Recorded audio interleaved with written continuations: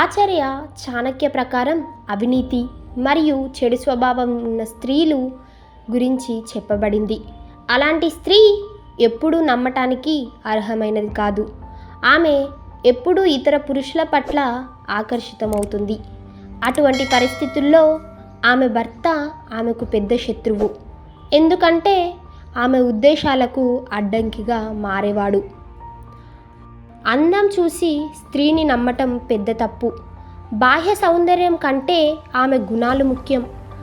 అందం కంటే స్త్రీ విలువలు మరియు విద్యకు ఎక్కువ ప్రాధాన్యత ఇవ్వాలి.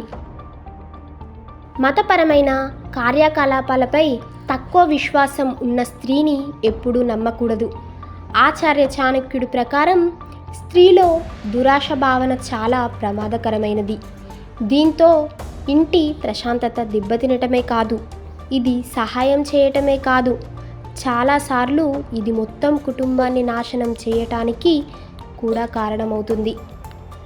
తల్లి సరస్వతి మరియు తల్లి లక్ష్మి ఇద్దరూ అహంకారి స్త్రీలపై కోపంగా ఉంటారు. అటువంటి పరిస్థితుల్లో ఆమె తన జ్ఞానాన్ని మరియు తెలివితేటలను ఉపయోగించుకోలేకపోతుంది. అంతేకాకుండా అలాంటి ప్రవర్తన ఆనందం మరియు శ్రేయస్సును కూడా నాశనం చేస్తుంది. ఆచార్య చాణక్యుడు స్త్రీల గురించి చాలా చెప్పారు. ఉదాహరణకు ఆమె స్వభావం, ఆమె ఆలోచన మరియు ఆమె ఏ సమయంలో ఎలా ప్రవర్తిస్తుంది అనే విషయాలపై ప్రత్యేక అధ్యయనం చేశారు. ఆచార్య చాణక్యుడి ప్రకారం పురుషుల కంటే స్త్రీలకు రెట్టింపు ఆకలి ఉంటుంది. నేటి జీవన శైలిలో పని వల్ల స్త్రీల ఆహారపు గొలుసు అలవాట్లు క్షీణించాయి, కానీ వారు తమ ఆకలిని నియంత్రిస్తారు. చాణక్య నీతి ప్రకారం మహిళలు మొదటి నుండి ధైర్యంగా ఉంటారు. పురుషుల కంటే స్త్రీలకు కూడా 6 రెట్లు ధైర్యం ఉంటుంది. అందుకే స్త్రీని కూడా శక్తి స్వరూపిణిగా పరిగణిస్తారు.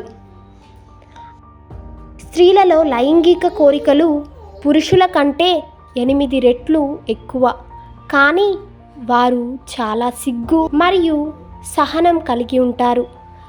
దాని కారణంగా వారు దానిని బహిర్గతం చేయరు మరియు వారి విలువలను దృష్టిలో ఉంచుకొని పూర్తి గౌరవంతో కుటుంబాన్ని నిర్వహిస్తారు.